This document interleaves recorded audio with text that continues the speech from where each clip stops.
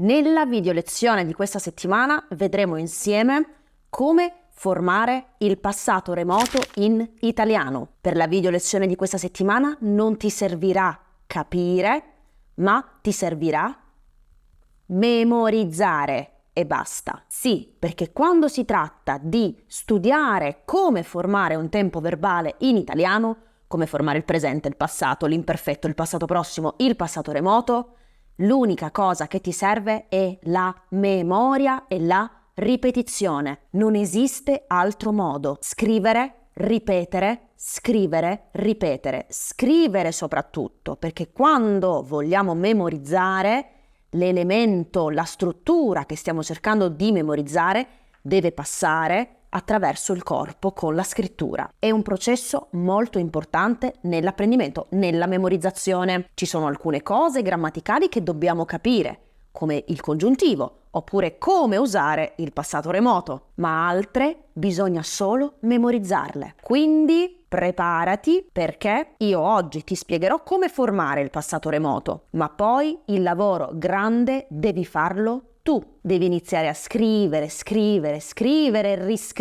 ripetere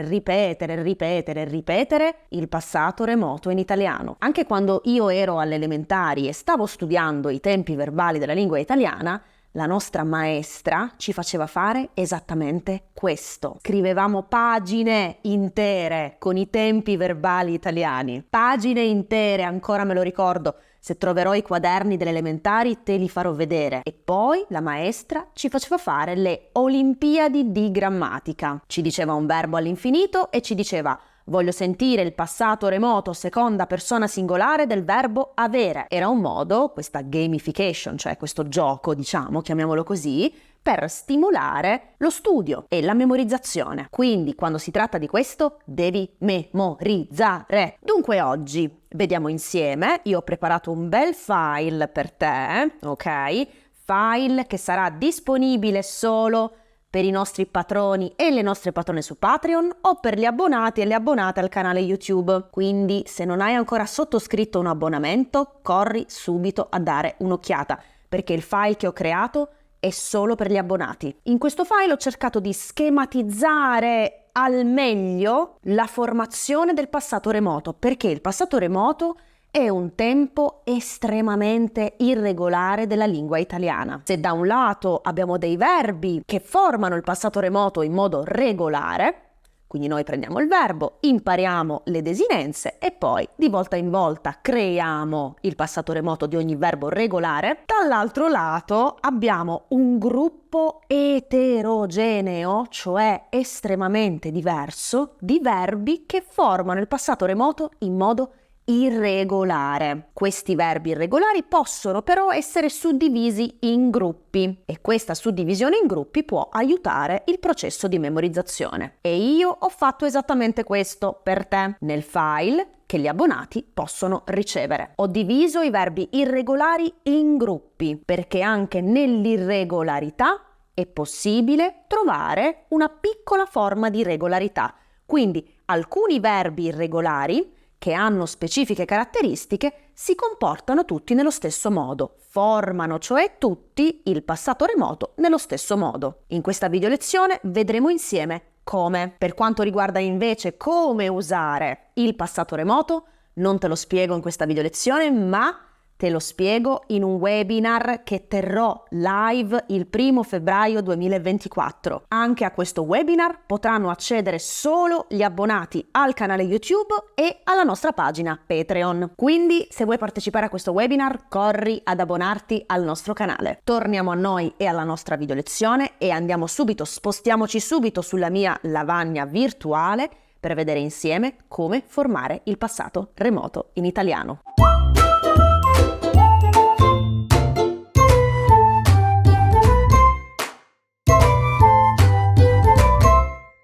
Eccoci qua, benvenuto e benvenuta sulla mia lavagna virtuale. Ho creato questo file in cui ho schematizzato come formare il passato remoto dei verbi regolari e irregolari. Possono ricevere questo file gli abbonati e le abbonate al canale YouTube e alla nostra pagina Patreon. Detto ciò, iniziamo. come puoi vedere, ho diviso la formazione del passato remoto in 1, 2, 3 e 4 gruppi. Nel primo gruppo possiamo vedere la formazione del passato remoto dei verbi regolari. Nel secondo gruppo possiamo vedere la formazione del passato remoto dei verbi ausiliari, cioè dei verbi essere e avere. Nel terzo gruppo possiamo vedere la formazione del passato remoto di alcuni verbi irregolari, verbi che, come vedremo, perché poi lo spiegherò meglio, cambiano completamente la forma nel passaggio dall'infinito al passato remoto. Nel quarto gruppo, infine, eccoci qui, ho inserito dei gruppi irregolari, cioè nel mare vasto dei verbi irregolari che formano dunque il passato remoto in modo irregolare, ho cercato di individuare dei sottogruppi e dunque degli insiemi di verbi che nella loro irregolarità formano il passato remoto nello stesso modo. Questo quarto gruppo di gruppi irregolari abbiamo 1, 2, 3, 4, 5, 6, 7, 8, 9 e 10 sottogruppi. In questi sottogruppi vedremo ci sono verbi con caratteristiche simili che formano dunque il passato remoto in modo simile. Ritorniamo all'inizio e commentiamo brevemente ogni gruppo, perché poi, ripeto, questo file lo darò a te e tu da solo e da sola inizierai il processo di scrittura e memorizzazione, ma ascolta comunque questa video lezione perché ti darò delle informazioni extra su ogni gruppo che non troverai nel file. E dunque iniziamo. Qui abbiamo appunto il passato remoto dei verbi regolari. Non spiego ogni gruppo perché questa è una cosa che già sai della lingua italiana, perché nella lingua italiana abbiamo 3 gruppi di verbi: i verbi inare, inere e inire. Di questo primo gruppo voglio semplicemente farti notare i verbi inere, la prima persona singolare, la terza persona singolare e la terza persona plurale. Come vedi, in questi verbi inere possiamo formare la prima persona singolare, la terza singolare e la terza plurale in 2 modi diversi. Temei, temetti, temè, temette, temerono, temettero. Qual è la forma più giusta? Non esiste una forma più giusta dell'altra. Alcune forme sono più diffuse perché più utilizzate. Alcune forme sono più diffuse in alcune regioni piuttosto che in altre. Alcune forme, cioè la forma inetti, quindi temetti, temette, temettero, è semplicemente per alcuni più facile da pronunciare, perché quando 2 vocali sono vicine, il nostro apparato fonatorio ha più difficoltà nella pronuncia, ok? Quindi non esiste giusto e sbagliato, scegli quella che per te è la forma più semplice da memorizzare, ok? Altra cosa che voglio dire di questi verbi regolari, attenzione anche per quanto riguarda i verbi inire, alla differenza tra la prima persona singolare e la terza persona singolare. Partii, capii, partì, capì. Attenzione alla pronuncia, ma anche alla scrittura, perché questo è un errore che anche i madrelingua fanno spesso. I madrelingua scrivono la prima persona singolare dei verbi inire con l'accento a volte, ok? Quindi la scrivono come la terza singolare. Quindi stai attento, mi raccomando. Del secondo gruppo, e dunque dei verbi ausiliari, voglio semplicemente farti notare questo. Dove vedi la vocale sottolineata, fui, ebbi, fosti, avesti, vedi? Qui, sulla vocale sottolineata, cade l'accento del verbo, ok? Quindi mi raccomando alla pronuncia, non è fui o fosti, ma è fui, fosti. Non è ebbi, avesti, come sento spesso, o avesti, altra pronuncia che sento spesso, ma è ebbi, avesti, ok? Passiamo adesso al terzo gruppo, dove troviamo appunto alcuni verbi irregolari. Di questo gruppo innanzitutto ti spiego la legenda, che contiene le informazioni su come leggere queste tabelle. Il grassetto rosso, cioè, vedi, i verbi che io ho evidenziato in grassetto, questo qui, che penso sia bold in inglese, con il rosso, Vedi? Sono verbi che cambiano completamente forma quando passano dall'infinito al passato remoto. Fare diventa feci, volere diventa volli, potere diventa potei, dovere dovetti, stare stetti, dare detti, eccetera, eccetera. Quindi tutti i verbi che io ho evidenziato in queste tabelle con il grassetto rosso, ok?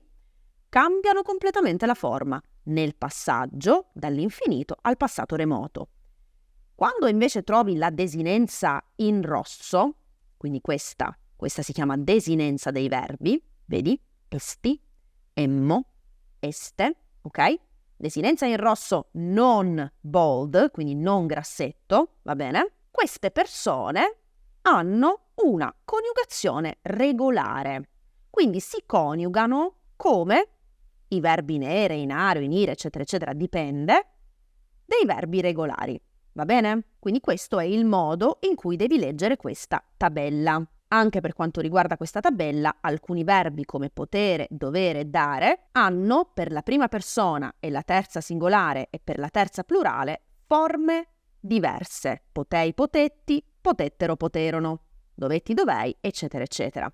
Anche per queste forme vale ciò che ho detto per questo gruppo, ok? Non c'è una forma più corretta dell'altra, sono entrambe corrette, scegli tu quale è meglio per te memorizzare, quale è più facile per te memorizzare. Anche in questo caso l'unico esercizio da fare è scrivere la coniugazione, scrivere, ripetere ad alta voce e memorizzare. Basta, non devi fare altro. Passiamo adesso invece al quarto gruppo, quello un po' più interessante, su cui dobbiamo dire un po' di cose. Prima di andare avanti con la descrizione di questi gruppi, se questo video e i contenuti di questo video ti sono stati utili, lascia un piccolo like. Ripeto, è il gesto più piccolo e più grande e più importante che puoi fare per sostenere il mio lavoro. Inoltre, vieni sul mio canale YouTube, se non l'hai ancora fatto, iscriviti e attiva la campanella per ricevere tutte le informazioni sulle nuove pubblicazioni. Sono piccoli gesti, ma che, credimi, mi aiutano tanto. Torniamo a noi e descriviamo questo gruppo, questo quarto gruppo di verbi irregolari. Abbiamo detto che ci sono un paio di cose da dire prima di iniziare. Cosa numero 1. Io ho cercato di individuare la regolarità nell'irregolarità. Quindi, per esempio, in questo gruppo ci sono verbi irregolari ma che si comportano in modo regolare, quindi che formano il passato remoto in modo regolare, quasi nello stesso modo. Però ricorda che nella lingua ci saranno sempre delle zone grigie, quindi dei comportamenti linguistici che non possiamo spiegare. Questa è una prima classificazione della conoscenza dei contenuti che ti aiuta sicuramente a memorizzare, ma non è esaustiva, ok? Ci saranno sempre nella lingua delle zone grigie, delle zone cioè dei comportamenti linguistici che non possiamo spiegare, che sono quello che sono. Accetta questa cosa, perché studiare una lingua significa accettare anche questo. Ad un certo punto, alcune cose sono quello che sono, non le possiamo spiegare. Seconda cosa importante da dire di questi gruppi è che io adesso ti faccio vedere semplicemente come formare la prima persona, va bene? Quindi ti faccio osservare quello che succede alla prima persona singolare nel passaggio dall'infinito al passato remoto, ma poi tu dovrai prendere carta e penna e dovrai iniziare a scrivere la coniugazione di tutti questi verbi. La prima, la seconda, la terza singolare. La prima, la seconda, la terza persona plurale. Simona, perché non l'hai scritto tu? Sei veramente cattiva. No, non sono cattiva, ma devi scrivere per memorizzare. Questo è un esercizio che io non devo fare per te. Io so come formare il passato remoto di questi verbi. Tu ancora no. Quindi forza e pazienza, santa pazienza. Ci vuole sempre santa pazienza, una santissima pazienza. Mettiti a scrivere, più scrivi, più memorizzi. E dopo che scrivi, ripeti, ripeti, ripeti. In queste attività devi essere un pappagallo. Sai il pappagallo, quell'uccello che ripete? Ecco, tu sei pappagallo o pappagalla. Scrivere, ripetere all'infinito fino a quando il tuo cervello non dirà basta, ho capito, ho memorizzato questo maledetto passato remoto. Fatte queste due premesse importantissime, vediamo un po' cosa succede in questi gruppi. Nel primo gruppo abbiamo dei verbi che prima della parte finale, dunque dell'infinito, vedi? Ere, che poi per la maggior parte vedrai sono i verbi in ere, che sono altamente irregolari, maledetti, altamente irregolari. Come vedi, questi verbi, prima di ere, hanno queste consonanti o questi gruppi, questa coppia di consonanti. Vedi? R, GG, V, di nuovo V, vedi? T. Allora, quando prima della parte dell'infinito, ere, trovi queste consonanti, come vedi queste consonanti si trasformano in SS nel passaggio dall'infinito al passato remoto. Dire diventa dissi, esprimere espressi, succedere successi, affiggere affissi, friggere frissi, eccetera, eccetera. Alcuni di questi verbi, come esprimere, vedi, cambiano anche la vocale e c'è prima della consonante. Qui la I diventa E, per esempio, ok? Quindi questo verbo che è irregolare, in un gruppo di irregolari ha un'altra irregolarità. O ancora dire, diciamo che qui la R non è proprio prima della parte dell'infinito, ok? Ma l'ho inserito qui comunque per semplificare la memorizzazione, va bene? E all'interno di questo gruppo, vedi, i verbi che prima della consonante, che c'è prima dell'infinito, hanno questo gruppo di vocali, UO, nel passaggio dall'infinito al passato remoto, questo gruppo UO diventa O. Muovere, mossi, percuotere, percossi, scuotere, scossi. Quindi questo che ci dice che anche in un gruppo irregolare con una certa regolarità troviamo ulteriori irregolarità. Come si spiegano? Sicuramente i linguisti potrebbero spiegarcelo. Se facciamo una ricerca troveremo la risposta, ma a volte la risposta non la troviamo. Quindi accettiamolo. Punto. Secondo gruppo. Verbi che prima della parte dell'infinito, vedi, ere, ancora sti verbi maledetti in ere, hanno OC o SC. Nel passaggio dall'infinito al passato remoto, queste consonanti si trasformano in CQU. Nascere nacqui, piacere piacqui, nuocere nocqui, giacere giacqui, tacere tacqui. E ce ne sono altri, questo gruppo, che tu sarai capace di trovare. Terzo gruppo, verbi che hanno SC, prima dell'infinito, vedi? E anche qui, SC, per questo diventa nacqui. Alcuni, altri, come questi, per esempio, conoscere e crescere, SC diventa WB, ok? Quindi vedi, irregolarità su irregolarità. Quarto gruppo. Verbi che prima della desinenza dell'infinito ere hanno NG o GN, nel passaggio da infinito a passato remoto diventano queste consonanti, questo gruppo di consonanti diventa NS. Ungere unsi, spingere spinsi, fingere fingi, eccetera, eccetera. Qui ne ho messi altri. Gruppo numero 5. Prima della desinenza dell'infinito ND, nel passaggio da infinito a passato remoto diventa S. Attendere, attesi, accendere, accesi, eccetera, eccetera. Sesto gruppo, RG o RR, prima della desinenza dell'infinito diventa, nel passaggio da infinito a passato remoto, RS. Spargere, sparsi, immergere, immersi, eccetera, eccetera. Settimo gruppo, WR, diventa S, porre, posi. Ottavo gruppo, in alcuni verbi che hanno D, N, L, nel passaggio dall'infinito al passato remoto, questa consonante prima della desinenza dell'infinito raddoppia.